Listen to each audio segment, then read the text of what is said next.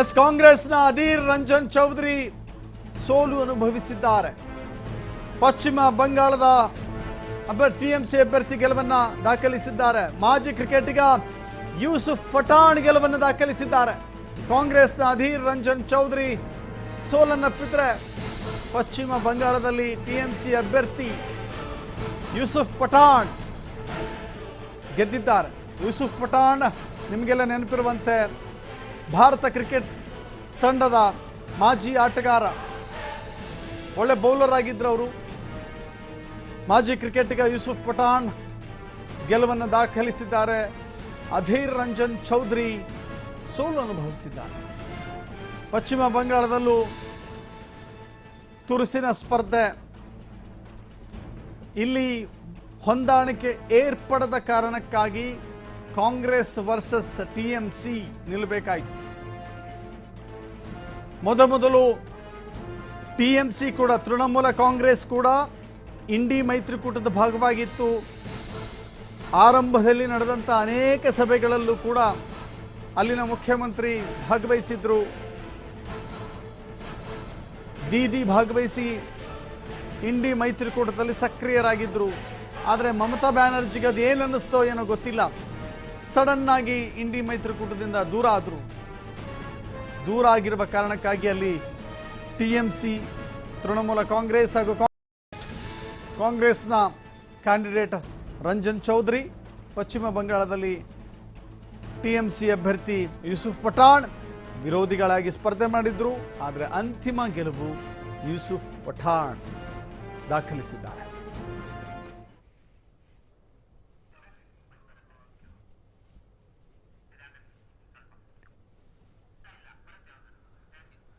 S, Yusuf Pathan ಈಗ ಗೆಲುವನ್ನು ದಾಖಲಿಸಿದ್ದಾರೆ. ತೃಣಮೂಲ ಕಾಂಗ್ರೆಸ್ನಿಂದ ಸ್ಪರ್ಧೆ ಮಾಡಿದ್ರು. ಅದೊಂದು ಹೊಂದಾಣಿಕೆಯ ಬಿರುಕಿನ ಕಾರಣಕ್ಕಾಗಿ ದೂರಾದಂಥ ಮೈತ್ರಿಕೂಟದ ಅಭ್ಯರ್ಥಿ ಆಗಲಿಲ್ಲ ಅಲ್ಲಿ. ಈಗಲೂ ಕೂಡ ತೃಣಮೂಲ ಕಾಂಗ್ರೆಸ್ ಇಂಡಿ ಮೈತ್ರಿಕೂಟದ ಭಾಗ ಅಂತ ಕೆಲವು ಕಡೆ ಹೇಳ್ಕೊಳ್ಳಾಗತ್ತೆ. ಆದರೆ ಇಲ್ಲಿ ನೋಡಿ, ಕಾಂಗ್ರೆಸ್ ವರ್ಸಸ್ ತೃಣಮೂಲ ಕಾಂಗ್ರೆಸ್ ಆಗಿದೆ.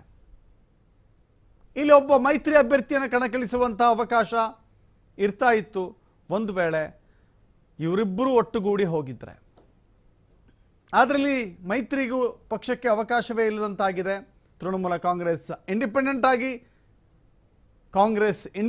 ಆಗಿ ಸ್ಪರ್ಧೆ ಮಾಡಿದೆ.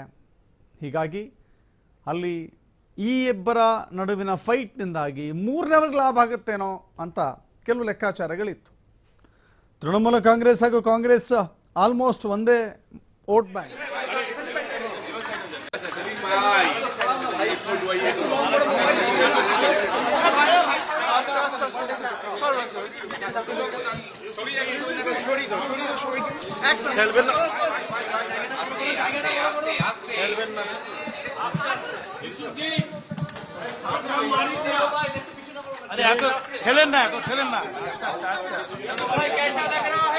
ऐसे मत करो, आराम से खड़े रहिए, बहुत जल्दी उतावल मत करिए.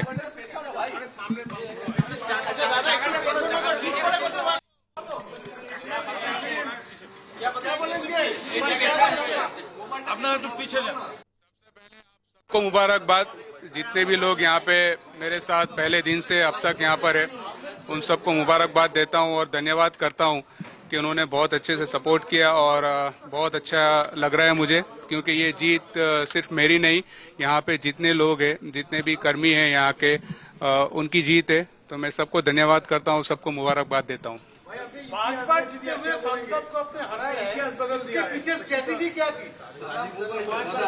देखिए, इतिहास बनते हैं इतिहास टूटने के लिए और रिकॉर्ड बनते हैं रिकॉर्ड टूटने के लिए. ये चीज़ मैंने सीखी है. और देखिए, अधीर जी का मैं सम्मान करता हूँ, उनको रिस्पेक्ट करता हूँ, क्योंकि वो काफ़ी सीनियर लीडर है और उनका हमेशा सम्मान भी करता रहूँगा और रिस्पेक्ट भी करता रहूँगा. क्या करेंगे ये बातों? देखिए, मैंने जो वादे किए यहाँ के लोगों से, सबसे पहले मैंने वादा किया था कि यहाँ पे बच्चों के लिए स्पोर्ट्स एकेडमी बनाऊंगा मैं. तो मैं सबसे पहले उन बच्चों के लिए यहाँ पर स्पोर्ट्स एकेडमी बनाऊंगा ताकि वो अपना जो सपना है, अपना जो फ्यूचर है वो बना सके, स्पोर्ट्स खेल सके अच्छे से, जो भी फील्ड में वो पार्टिसिपेट करना चाहे तो उनके लिए एक अच्छी फैसिलिटीज़ यहाँ पे बनाऊंगा। साथ साथ में उनसे वादे किए कि इंडस्ट्रीज़ वगैरह के लिए जो काम करने तो वो करूंगा। और अब आपको मैं कहता हूँ कि अब मैं यहीं पर रह के यहाँ के लोगों के लिए काम करूंगा। नहीं, बिल्कुल भी नहीं, परमानेंटली तो नहीं रहूंगा मैं। मेरा घर बड़ौदा में है, गुजरात में, तो मैं बिल्कुल अपनी फैमिली के साथ भी रहूंगा। और दिल्ली में भी काम होगा तो दिल्ली में भी जाना पड़ेगा मुझे, वहाँ पे भी काम करना पड़ेगा। साथ साथ में जब जब मुझे मौका मिलेगा तब मैं बहरामपुर में आऊँगा, बहरामपुर के लोगों के साथ रहूँगा, क्योंकि ये एक मेरा नया फैमिली, एक बड़ा फैमिली मुझे मिला है यहाँ पर। तो मुझे बहुत खुशी है कि यहाँ पे मुझे एक और फैमिली मुझे मिला और ये मेरा दूसरा घर यहाँ पर, तीसरा घर मेरा यहाँ पर बनेगा।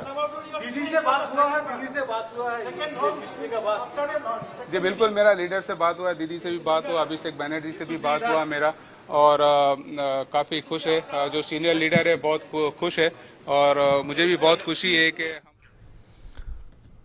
ಇದು ಇರ್ಫಾನ್ ಪಠಾಣ್ ಅವರ ಯೂಸುಫ್ ಪಠಾಣ್ ಅವರ ಮಾತು.